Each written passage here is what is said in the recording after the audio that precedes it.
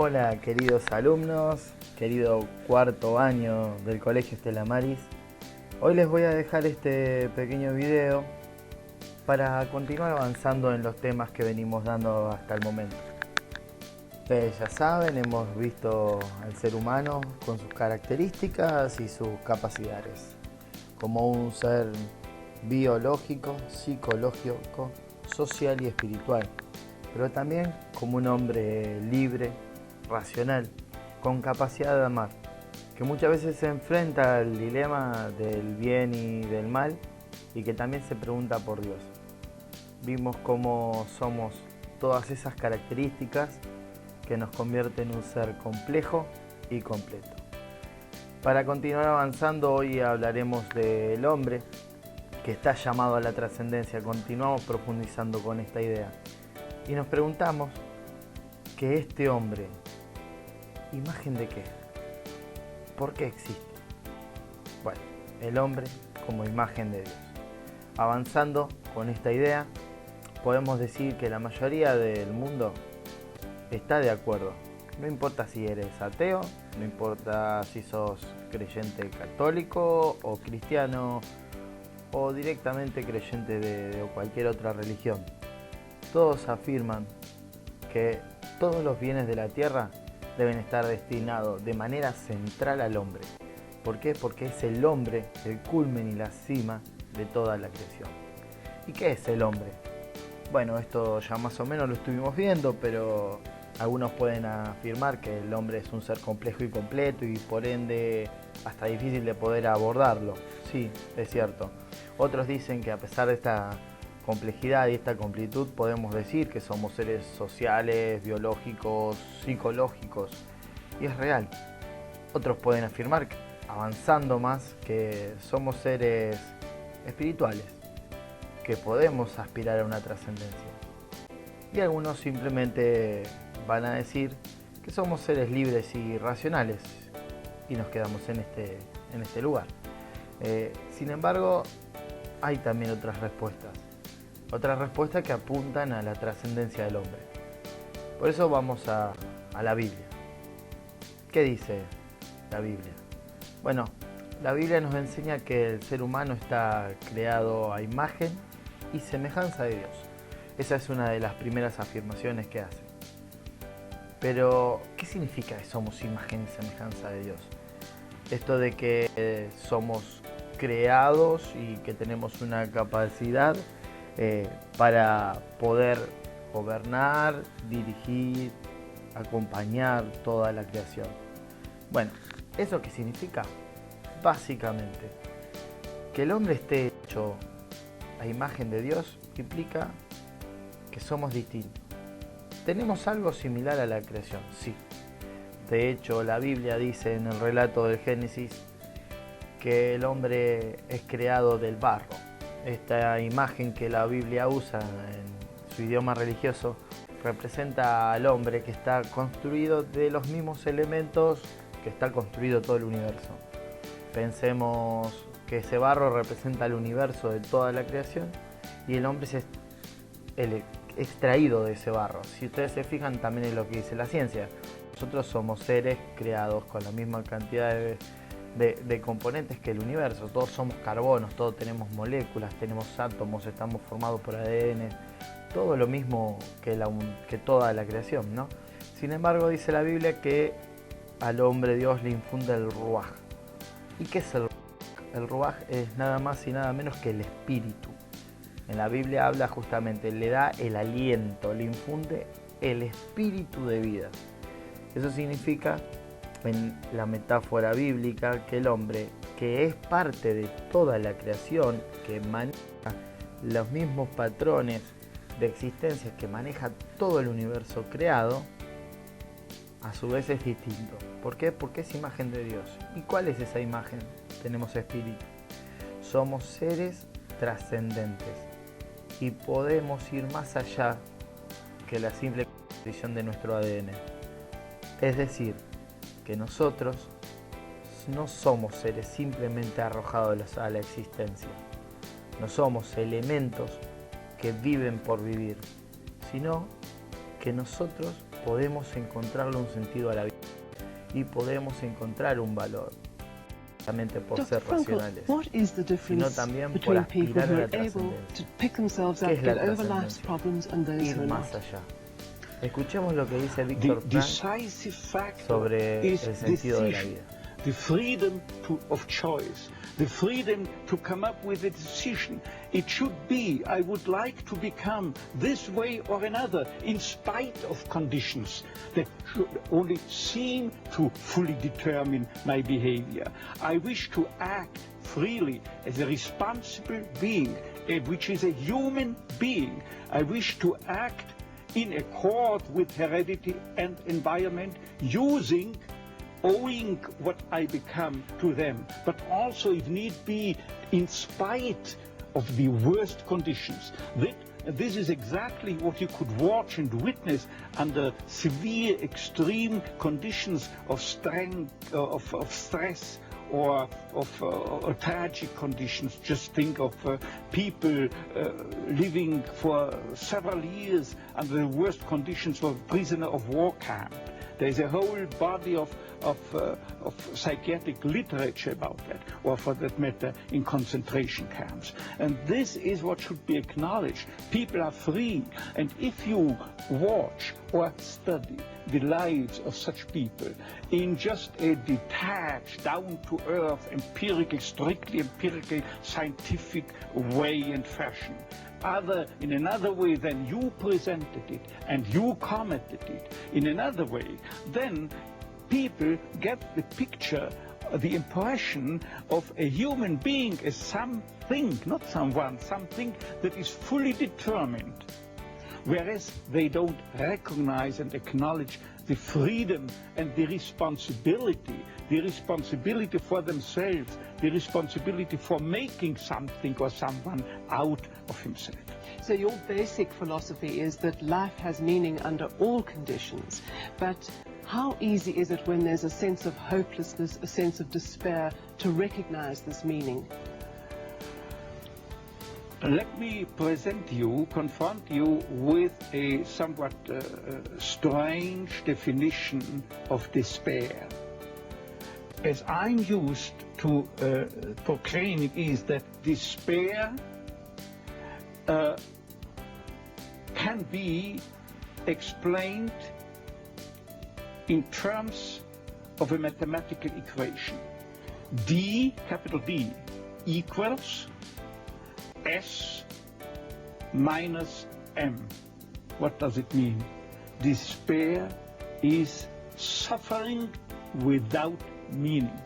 As long as an individual cannot see any meaning in his or her despair, he or she will certainly be prone to, in its suffering, I wanted to say, no meaning in the suffering. He or she will certainly be prone to despair and, under certain conditions, to suicide. But at the moment they can see a meaning in their suffering, they can mold it into an achievement, they can mold their predicament into an accomplishment on the human level. They can turn their tragedies into a personal triumph. But they must know for what. What should I do with it? But if people, like so many segments of present-day society and population, cannot find any meaning whatsoever in their lives, cannot see anything meaningful, they more often than not have something to live by, or say at least enough to live by. They cannot see anything to live for. What is the answer to the question, why me? Why did this happen to me? The answer to such a question is nothing that a psychiatrist or any other type of a scientist can come up. But I would not share the opinion of, say, Jean-Paul Sartre, who said we have to accept and to shoulder courageously, heroically, the absolute meaninglessness of our lives. But what I think is rather that what we have to accept is the incapacity of our humanness, the incapacity to recognize the ultimate meaning in intellectual or merely rational terms. This is the only thing we have to accept. But still, we may believe in an ultimate meaning, but to lead someone, say a patient, to eat the way for him to such a belief, to faith, is of course not the business or job to be carried out by a psychiatrist, but rather by a theologian. Tell me, to what extent do you feel we have choices in the things that befall us? Our freedom is a finite freedom, a limited freedom. That is to say, a human being is never fully free from conditions, be they of biological or psychological or sociological kind. But the ultimate freedom is always and remains always reserved to ourselves. That is the freedom to take a stand to whatever conditions might confront us. How we react to the unchangeable conditions is up to ourselves. In other words, if we cannot change the situation, we have always the last freedom to change our attitude to that situation. Dr. Frankl, give me an example of meaning that can be taken out of a situation of despair. I once received a letter from a young Texan student who told me his own story. At the age of 17 years, he had an accident when indulging to his diving sport.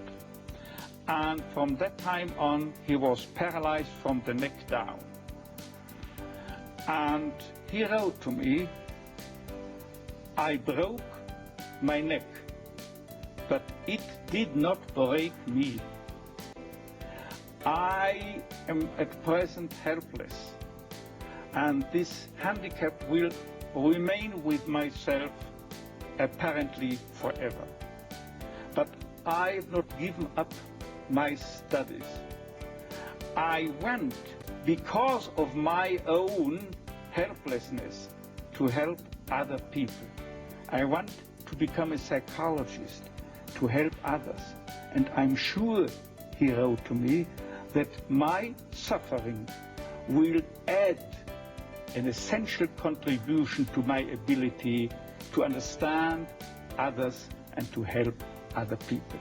This man, three years later, was invited by me to deliver a lecture, to read a paper at the 3rd World Congress of Logotherapy taking place at the University of Regensburg in West Germany.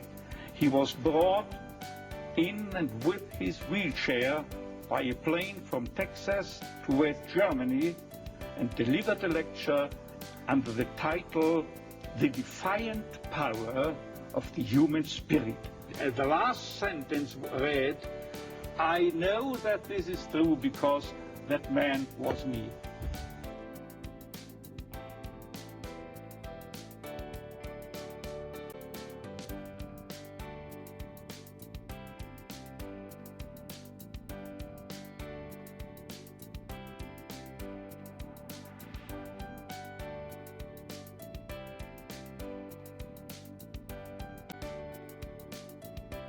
Como pudimos escuchar de Viktor Frankl es un autor que nos deja esta gran enseñanza, ¿no? La grandeza del hombre radica en la fortaleza de su espíritu, en que no está atado ni siquiera a su propia libertad, que no es absoluta, como hemos visto ya anteriormente. Víctor acá lo retoma, sino que la libertad del hombre radica en poder hacer con el contexto que tiene lo que puede, como puede y eligiendo. De ahí la responsabilidad que tiene el espíritu humano es superior a cualquier otra cosa. Y este ser humano, cuya capacidad es la de la fortaleza de su espíritu, como en un momento lo deja deslizar, constantemente está buscando esa finalidad. Y dice que esa finalidad y esa fuerza no la debe buscar en los psiquiatras, dice, sino que en un teólogo. Ahí claramente, sin decirlo, pero deja entrever cómo este ser humano ve el sentido de su vida radicado en su fe, en la posibilidad de encontrar un ser superior. Y acá me detengo porque pasamos a esta nueva etapa, que generalmente decimos, bueno, es una persona de fe, es una persona que va a misa, por eso puede seguir. En realidad, hoy quiero hablarles no de cómo vivo mi fe, sino de la diferencia entre fe y religión. Fe y religión no son lo mismo, aunque muchas veces se utiliza como un sinónimo. Fe y religión, en realidad, son dos caras de una misma moneda, pero son dos caras al fin. A veces creemos que la fe es algo humano y en realidad no. En realidad la fe es un regalo de Dios que le hace al hombre. Un regalo que Dios le hace al hombre, que habita en el fondo del corazón del hombre y que hace que el hombre lo busque a Dios incansablemente. Pero no es otra cosa más que eso. Una necesidad de volver a nuestro Creador. Y esa necesidad es un regalo que Dios ha puesto en nuestro corazón. Por eso, ateo, creyente o de cualquier religión, siempre intentamos buscar una trascendencia. Piensen en el hombre diciendo, tengo que plantar un árbol, tener un hijo, escribir un libro, las máximas occidentales sobre la vida de los seres humanos, ¿no? Y en realidad lo que estamos buscando es trascender, poder llegar más allá, es decir, quedar en el recuerdo por algo. Buscamos ir más allá. En definitiva estamos buscando permanecer, porque es la búsqueda permanente del hombre. En cambio, esa fe que el hombre siente no puede hacer otra cosa más que tratar de devolverla. ¿Y cómo es la forma de devolverlo? Es justamente el espacio de la religión. Religión significa religar, volver a unir. Es decir, aquello que parecía separado, aquello que no está junto, debe volver a unirse. Por eso, cuando hablamos de religión, de que el hombre puede ser llamado un ser religioso, como dice incluso el Catecismo de la Iglesia Católica, significa que el ser humano, con esa fe que tiene en su entraña, en su propio ser, busca devolver a Dios de alguna manera. ¿Y cómo devuelve? A través de un gesto que lo vincule a Dios. Por eso las religiones parten del hombre. Si bien la fe parte de Dios, las religiones parte del hombre. Es decir, que el fenómeno religioso es un fenómeno antes que nada humano. Es el ser humano que responde desde su contexto cultural y por eso responde como puede. Por eso hay tantas religiones en el mundo, porque el ser humano tiene el llamado, pero a ese llamado lo responde como puede y en donde puede. Algunos lo responderán creyendo que hay muchos dioses y tengo que alabar a alguno, otros lo responderán pensando que Dios es uno solo como nosotros. Otro que es uno solo simplemente como los judíos y nosotros uno en tres personas. Pero ese hecho religioso es un hecho absolutamente antropológico, absolutamente humano. ¿Y cómo lo podemos notar? Porque el ser humano en todo el mundo siempre se ha estructurado de una misma manera para poder llevar adelante el fenómeno religioso. ¿Cómo es esto? Y bueno, si ustedes ven en esta siguiente diapositiva, todas las religiones, como el fenómeno es universal, mantienen esta misma estructura. Toda religión tiene en su base lo más humano, es decir, lo natural. Recuerden siempre que Dios habla en la naturaleza. Desde el primer año que se les dice que Dios tiene una revelación natural.